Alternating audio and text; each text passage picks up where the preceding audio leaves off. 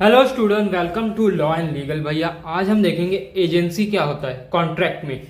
ये एक कॉन्ट्रैक्ट का पार्ट है एजेंसी। उसमें पूछा जाता है क्वेश्चन, हर साल पूछा जाता है कि एजेंसी क्या होता है।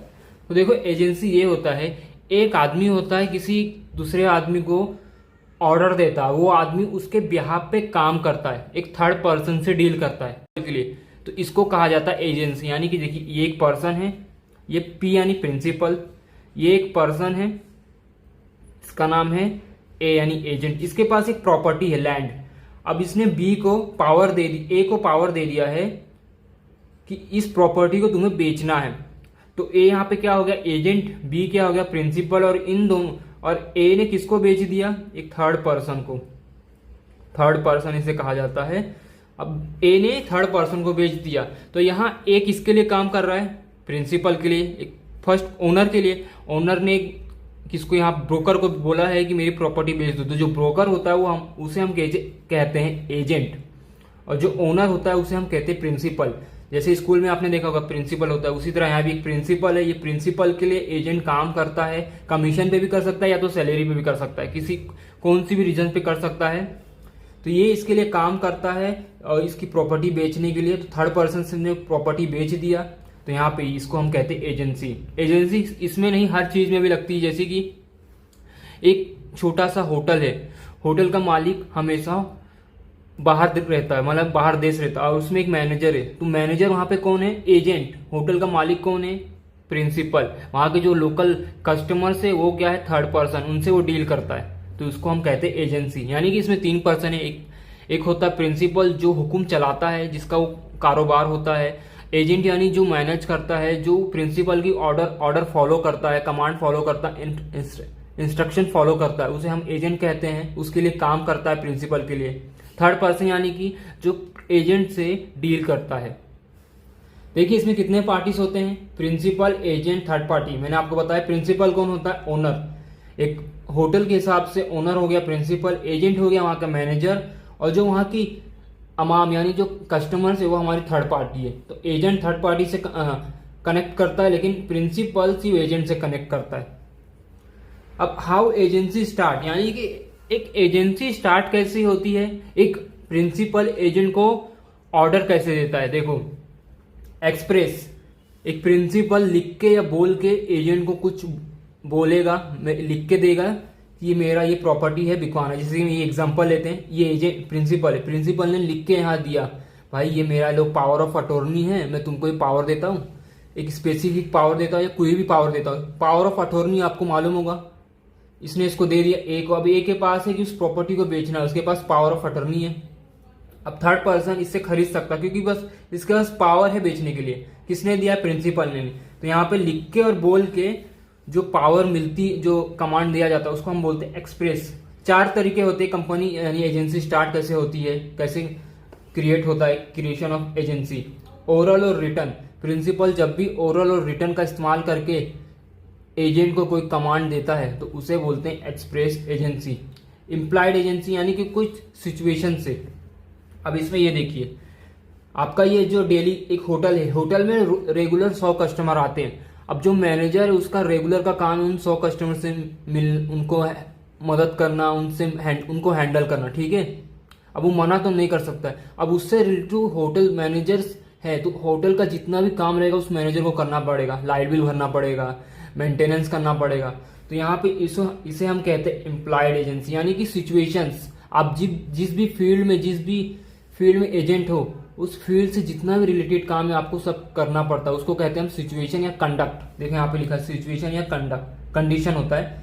तो इसे हम एम्प्लॉयड एजेंसी कहते हैं। यानी कि आपका एक ऐसा काम, अब आप एक वकील के अंदर एक लड़का प्रैक्टिस करने के लिए लगा है, तो जो लड़का प्रैक्टिस कर रहा है वो क्या, एजेंट है। वकील क्या है, प्रिंसिपल। तो एजेंट जो लड़का है उसको वकील कुछ भी काम दे सकता है उस फील्ड के रिलेटेड, तो वो उसको करना पड़ेगा, ठीक है। तो उसको कहते हैं एम्प्लॉयड एजेंसी। रेटिफिकेशन एजेंसी, यहां पे एजेंट थर्ड पर्सन को प्रॉपर्टी पहले से डील कर लेता है, ठीक है। और बाद में ये दोनों मिलके प्रिंसिपल के पास जाते हैं। यहाँ पे थर्ड पर्सन और एजेंट आपस में पहले डील कर लेते हैं, ठीक है। यहाँ पे ये एजेंट तो इसी का, लेकिन ये देखो एजेंट ने प्रिंसिपल को अभी बताया नहीं है कि मैं कोई डील कर रहा हूँ, ना इस प्रिंसिपल ने इसको कोई पावर दी है, लेकिन ये एजेंट है, इसने पहले ही से एक कस्टमर ढूंढा है, उससे डील किया है कि एक आदमी की प्रॉपर्टी उसको बेचना है, इसको मालूम है, ठीक है, इसने पहले से डील किया, लेकिन प्रिंसिपल को ये नहीं मालूम। तो यहाँ पे इसको हम कहते हैं रेटिफिकेशन, यानी कि प्रिंसिपल पहले से उसको कमांड या कोई इंफॉर्मेशन या इंस्ट्रक्शन नहीं देता है कि तुम्हें ये करना है, एजेंट खुद पहले ही कर लेता है, बाद में प्रिंसिपल को बताता है, उसे हम कहते हैं रेटिफिकेशन। यानी कि जो सिचुएशन, जो कंडक्ट होना रहता है, जो वर्क रहता है वो पहले हो जाता है, इंफॉर्मेशन बाद में दी जाती है। और देखिए एक्सप्रेस में क्या होता था, पहले इंफॉर्मेशन दी जाती थी, बाद में वो वर्क किया जाता था, लेकिन यहाँ पे वर्क जो रहता है वो पहले हो जाता है और इंफॉर्मेशन जो प्रिंसिपल को दी जाती है वो बाद में।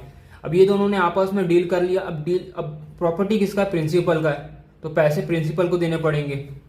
तो यहाँ पे जो डील होने के बाद प्रिंसिपल को पता चलता है, लेकिन एक्सप्रेस में इंफॉर्मेशन पहले प्रिंसिपल एजेंट को देता है, फिर एजेंट बाद में कस्टमर लाता है, लेकिन यहाँ पे पहले ही से एजेंट कस्टमर लेके बैठा है, प्रिंसिपल के पास जाके पहुंच जाता है और उसको इन्फॉर्मेशन देता है, इसको कहते हैं हम रेटिफिकेशन।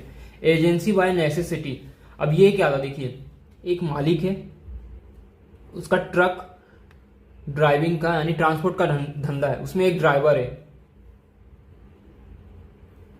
अब इस ड्राइवर की गाड़ी रास्ते में खराब हो जाती है, उसमें इसने बहुत से टमाटर रखे थे, तब इसकी गाड़ी खराब हो गई, एक्सीडेंट हो गया, तो ये क्या करता है, इमरजेंसी में उस टमाटर को हाईवे पे सबको बेचने लगता है। इसमें क्या किया जाता है एजेंसी बाय नेसेसिटी में, कि ज्यादा कम से कम लॉस हो, हमेशा प्रॉफिट के बारे में सोचा जाता है। अब यहाँ पे जिस पर्सन ने इसको दिया होगा ट्रांसपोर्ट मालिक को कि ये मेरा ये कुरियर है, इसको दिल्ली पहुंचाना है, मुंबई से दिल्ली, तो ये मुंबई से दिल्ली जा रही थी, लेकिन बीच में हाईवे पे एक्सीडेंट हो गया ड्राइवर का।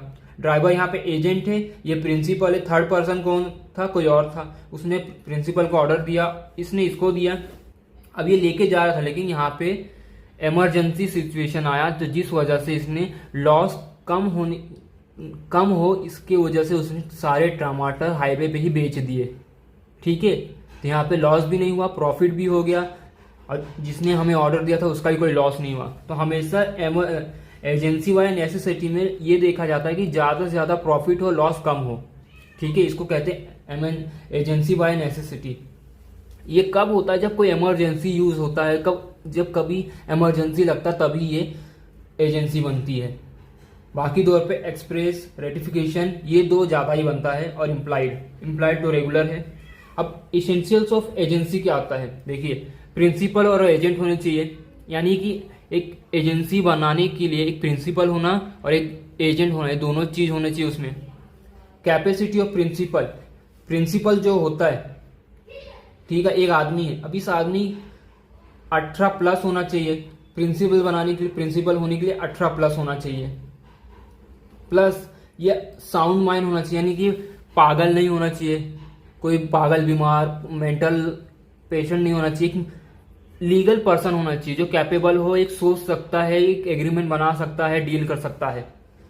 18+ कैपेबल होना चाहिए, और क्या होना चाहिए, ये दो चीज हैं।